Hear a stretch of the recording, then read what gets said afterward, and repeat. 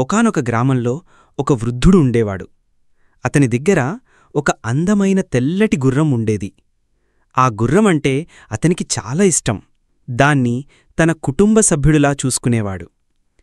గ్రామంలోని చాలామంది ధనవంతులు ఆ గుర్రాన్ని కొనడానికి ఎంత డబ్బైనా ఇస్తామని ముందుకు వచ్చారు. కాని ఆ వృద్ధుడు, ఈ గుర్రం నాకు స్నేహితుడు, కుటుంబ సభ్యుడిలాంటిది, నేను అమ్మను అని చెప్పి సున్నితంగా తిరస్కరించేవాడు. ఒకరోజు ఉదయం ఆ గుర్రం కనిపించకుండా పోయింది.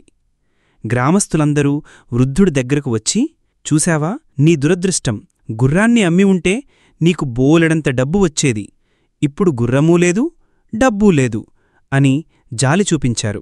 దానికి ఆ వృద్ధుడు ప్రశాంతంగా, బహుశా ఇది చెడ్డదే కావచ్చు, కాకపోవచ్చు, ఎవరికి తెలుసు అని అన్నాడు. 3 రోజుల తరువాత ఒక అద్భుతం జరిగింది. తప్పిపోయిన ఆ తెల్లగుర్రం తిరిగి వచ్చింది. కాని ఒంటరిగా రాలేదు. తనతో పాటు అడవికి చెందిన మరో 3 గుర్రాలను కూడా తీసుకువచ్చింది.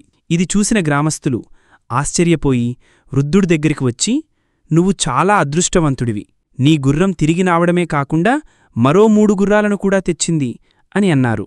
అప్పుడు కూడా ఆ వృద్ధుడు, బహుశా ఇది మంచిదా కావచ్చు, కాకపోవచ్చు అని ప్రశాంతంగా చెప్పాడు. కొన్ని రోజుల తర్వాత ఆ వృద్ధుడి ఒక్కగానొక్క కొడుకు ఆ అడవి గుర్రాలకు శిక్షణ ఇవ్వడం మొదలుపెట్టాడు. శిక్షణ ఇస్తుండగా అతను గుర్రంపై నుండి కిందపడి కాలు విరగ్గొట్టుకున్నాడు. గ్రామస్తులు మళ్లీ వృద్ధుడి దగ్గరకు వచ్చి, చూశావా, నీ అదృష్టం దురదృష్టంగా మారింది, ఈ గుర్రాల వల్లే నీ కొడుకు కాలు విరిగింది అని అన్నారు. దానికి ఆ వృద్ధుడు, కొన్నిసార్లు మంచికి దారితీసే మార్గం నొప్పితో నిండి ఉంటుంది, మనకు ఎప్పుడూ మొత్తం చిత్రం కనిపించదు అని అన్నాడు. కొన్ని వారాల తర్వాత ఆ రాజ్యానికి పొరుగురాజ్యంతో యుద్ధం వచ్చింది. రాజుగారి సైనికులు గ్రామానికి వచ్చి ఆరోగ్యంగా ఉన్న యువకులందరినీ బలవంతంగా సైన్యంలోకి తీసుకువెళ్లారు.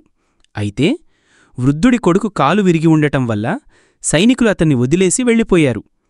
అప్పుడు గ్రామస్తులకు అసలు విషయం అర్థమైంది. వాళ్లందరూ వృద్ధుడి దగ్గరికి వచ్చి, నువ్వు చెప్పిందే నిజమైంది, నీ కొడుకు కాలు విరగడమే అతనికి మంచిదయింది, లేకపోతే మా పిల్లలతో పాటు యుద్ధానికి వెళ్లేవాడు అని అన్నారు. అప్పుడా వృద్ధుడు చిరునవ్వుతో, జీవితమెప్పుడూ మంచీ చెడుల మధ్య, ఆనందం బాధల మధ్య సాగుతూ ఉంటుంది, ప్రతీదీ ఒక కారణం కోసమే జరుగుతుంది, అది మనకు మొదట అర్థం కాకపోవచ్చు, శాపంగా కనిపించేది ఆశీర్వాదంగా మారవచ్చు, ఈరోజు మనకు కలిగే నొప్పి రేపు మనకు రక్షణగా నిలవచ్చు అని చెప్పాడు.